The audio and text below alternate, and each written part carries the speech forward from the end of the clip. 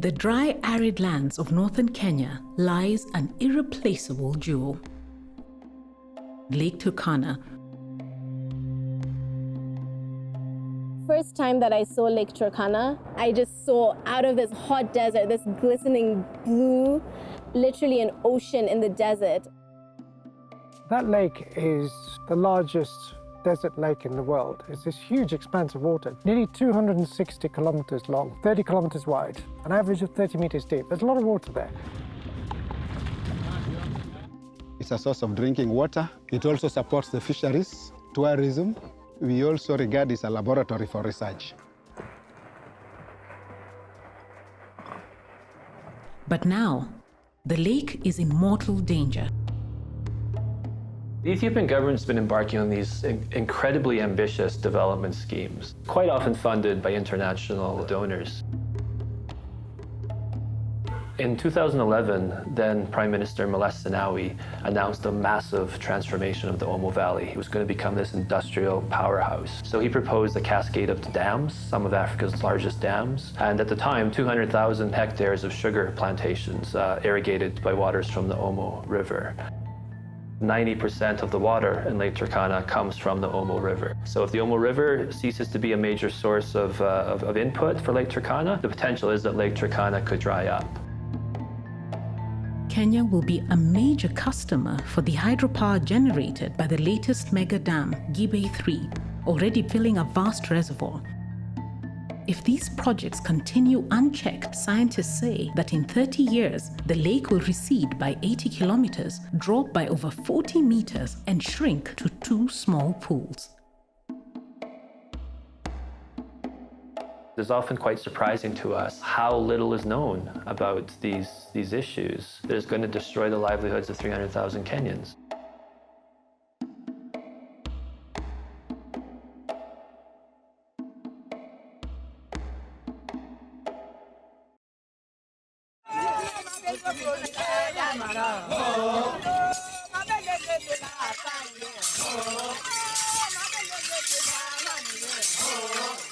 The Dasanach people amongst the many at risk. Originally goat and cattle herders from Ethiopia, over centuries they have moved southwards into Kenya, propelled by drought and population explosion.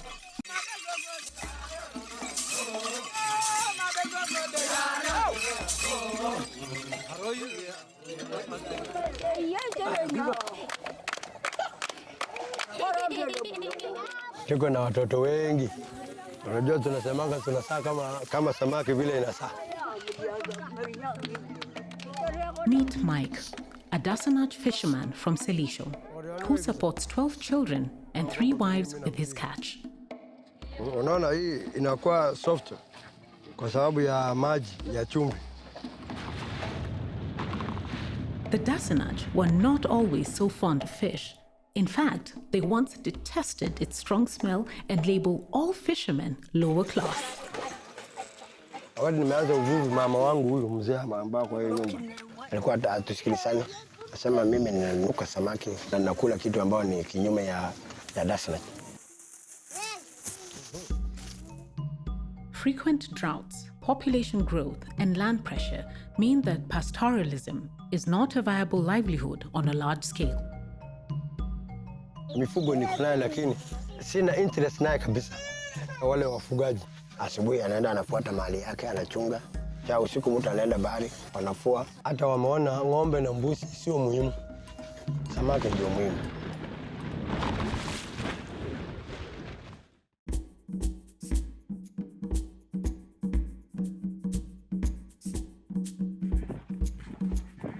Sisi tunafua, tunakuja kuuza kwa hawa watu wafanye biashara. After watu sasa wanapeleka wanaenda wanauza.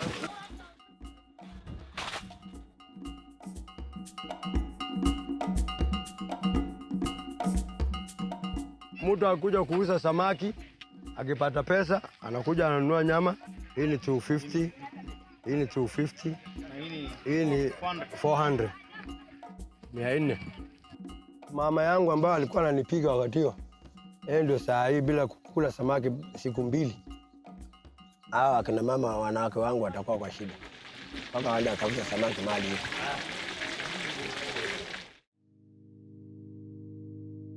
In these frontier communities, phone coverage is sparse, internet connection is non-existent. Most people have no access to news on television or print, and literacy rates are amongst the lowest in Kenya. Maisha habari inaendelea kuwa ngumu na hatujui sababu ni nini. Hata sasa tukienda around hawana habari kabisa.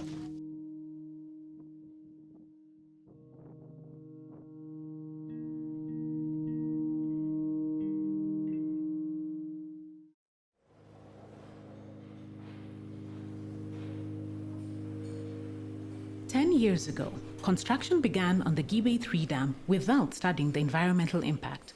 When Ethiopia finally did an environmental and social impact assessment, it never looked at the impacts on Kenya, especially from the plantations.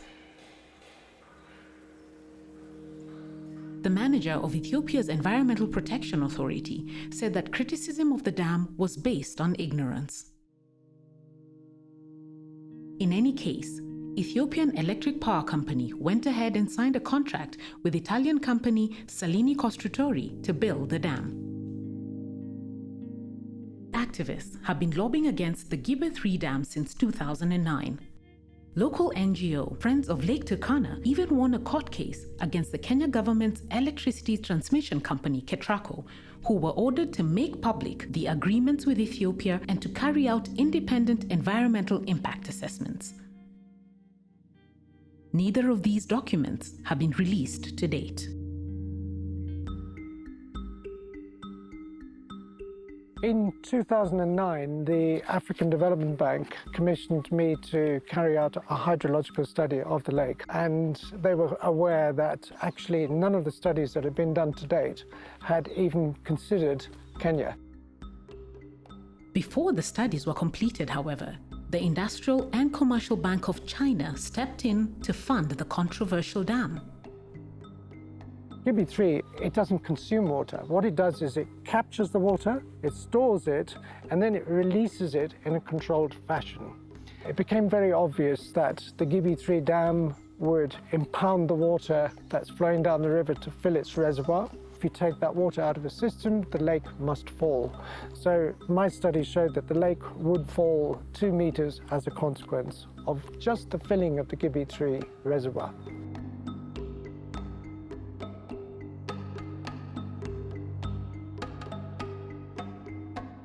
Sasa yote mpaka ndani ya hizo mkoma were underwater. Since December last year, all this water has disappeared. So you can imagine how much water has been lost. The Lake Turkana system is a natural hydrological system which responds to floods. The fisheries breeding is triggered by floods. The rains start in southern Ethiopia in mid-May, swelling the Omo River and flooding Lake Turkana by August. The nutrient-rich floodwaters stimulate the breeding of fish, boosting the ecology and fishing economy. During the filling period of last year, it had been planned to release an artificial flood to compensate for the lack of the natural floods that would occur. That did not happen. It wasn't released. If you remove those floods, if you stop that flow of nutrients into the lake, you will affect the ecology and the fisheries of the lake. Fish breeds in all that area. So when this area is underwater, there's a lot of fishing activities. This area becomes a bustling village full of activities. Vehicles come, refrigerated trucks, vehicles collecting dry fish. Active fishing takes place there. So we have lost all this fishing. If you look at the lake now, you see one boat there, another boat there, another boat there. That means even the fishing capacity is still low. All this was water. Fish was breeding here. And now since the water is gone, there's no fish in this area. We know from past studies and studies in other African lakes that a fall in lake level is always associated with a decline in fisheries. So there will have been impacts already. If you talk to fishermen around the lake, they will confirm to you that fisheries catches have diminished. Sasa kama ingekuwa inapata mapato samaki ya kutosha, Hiyo samaki kama sasa hivi tumepata samaki mbili, hiyo ni tuseme ni kama 80 shilingi. Sasa mtu anapeleka nyumbani shilingi 80.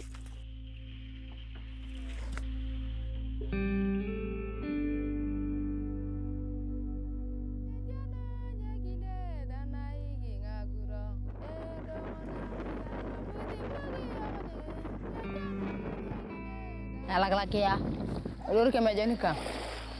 Abua talaja putih, tapi kok nggak ada kayak nau.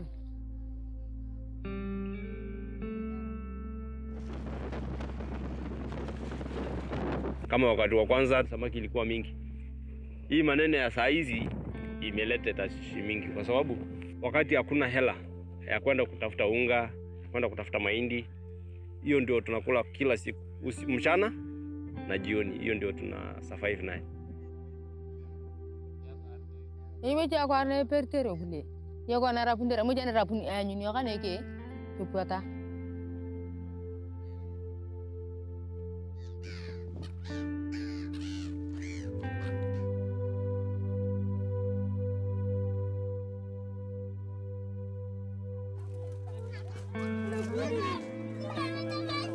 Okay, wapi ya 100?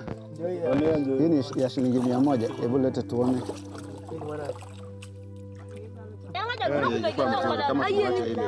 Kabisa. Kenye inatufanya tutoe nje au mama wanatoa juu ya kukula tu. Juu kula. Juu sasa kuna watoto wa chini. Hii samaki linalisha hata kama ni ndogo.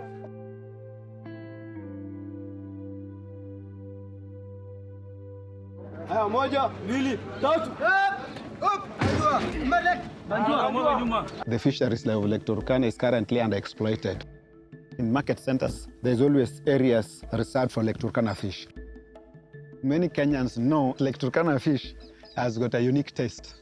Especially for sun-dried fish, people wait for it on market day from Lake Turkana so that they can buy and sell. It's known all over. The non-salted type has market-ready markets within Kenya: Kitale, Kisumu, Malaba. So the salted ones has a ready market at the Democratic Republic of Congo. Kemfrey states that Turkana's potential catch could be 6 times higher than today's. That is 30,000 metric tons, worth 2 billion Kenya shillings. But other scientists warn that because Turkana's umbilical cord is now cut, fishing may be a lost cause. But other treasures lie hidden in northern Kenya.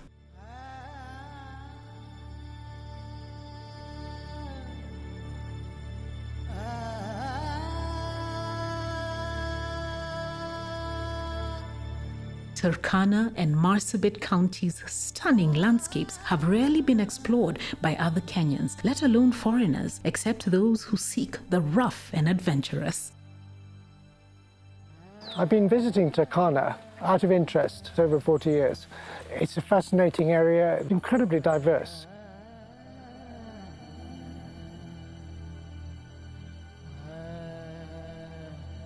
Ni wachache ambao wako na idea hii mambo ya wageni huku Lake Turkana. Unajua mgeni wakati anakuja ako na lengo fulani.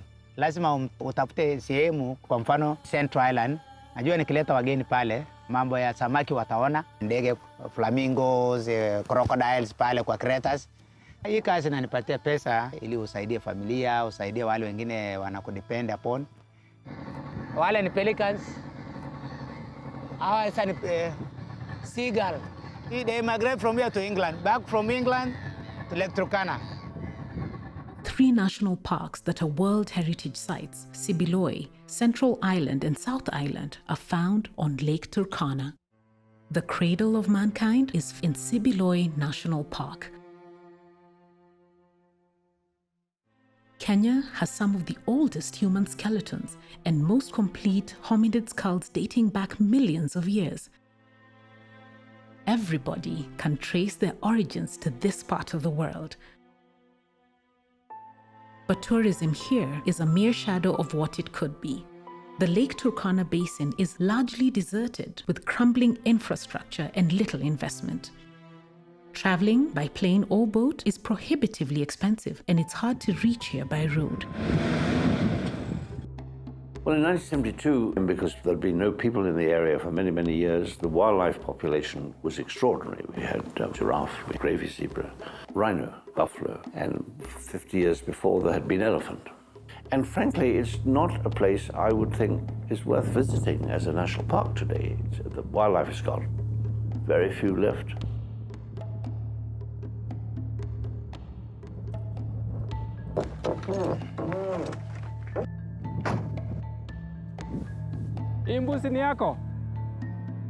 There is not enough grazing land in the deserts of Kenya because of the population explosion.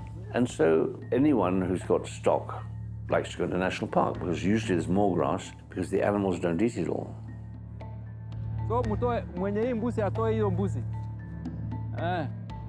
The reason Sibiloi is important as a national park is it could attract almost as many tourists as the Masai Mara. What you can do and see there if we got the wildlife reinstated and we opened up those museum sites on human origin could be probably the most important Kenyan destination. You have to build hotels, to build lodges, to build roads.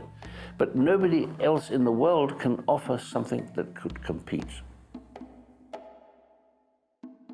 But Lake Turkana's great tourism potential will never be realized if Kenya allows these waters to just drain away. The shallow areas of Lake Turkana, those are the areas that are first going to be dried up. The islands would no longer be islands. The fossil sites will always be there. Fossil sites love dry climate. It'll only be known for the fossils, nothing else. And that, I think, is a terrible tragedy. An already marginalized people will fall deeper into poverty. Famine and conflict will increase, and hundreds of thousands of people will be displaced.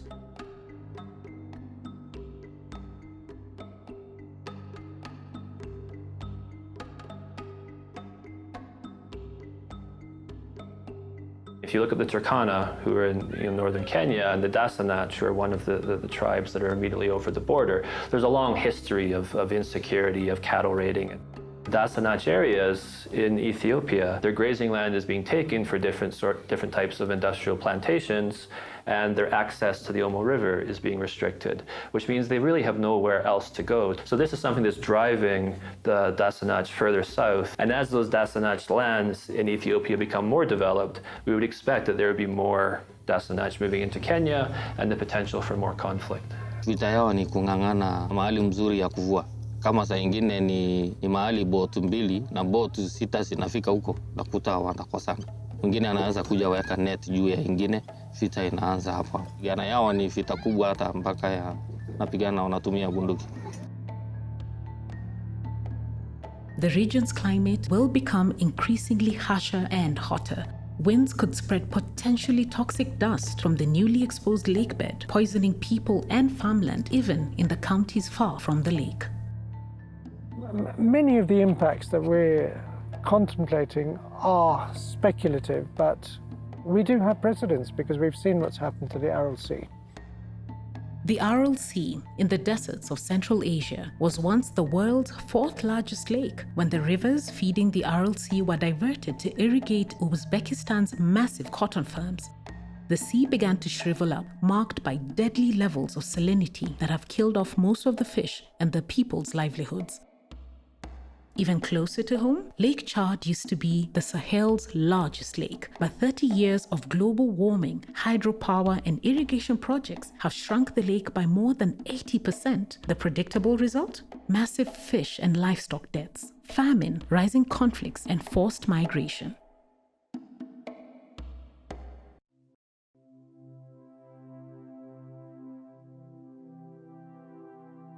Since March 2016, a group of young Kenyans called Save Lake Turkana Movement have tried to bring everyone who cares about Lake Turkana's future to speak with one voice.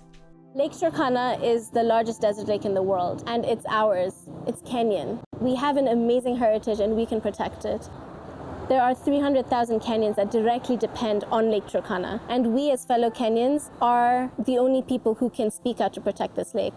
Just because the counties of Marsabit, Turkana, Samburu have been marginalized by the authorities does not mean that we as the Kenyan public need to marginalize them as well.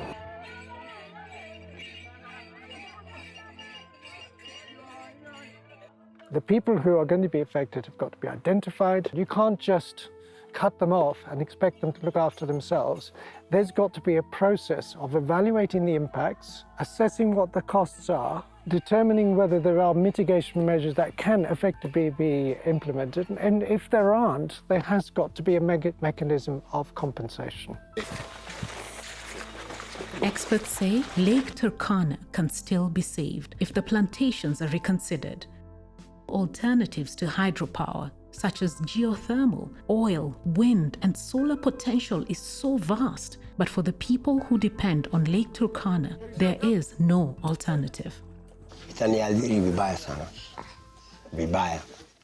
Sina kazi ingine ambao nategemea, ambao watoto wangu wanategemea. Sasa kama maisha yangu ni bahari na mwingine anataka kunimalizia maisha, sioni afadhali nichinje watoto kwanza wakufe, alafu mimi hiyo shida inikute. Hiyo ni chungu sana.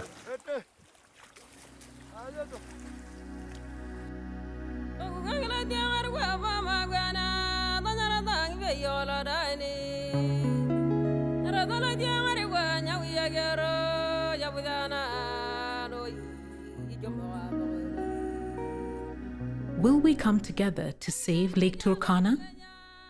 Or will we allow the lifeline of 300,000 Kenyans to turn from water to dust?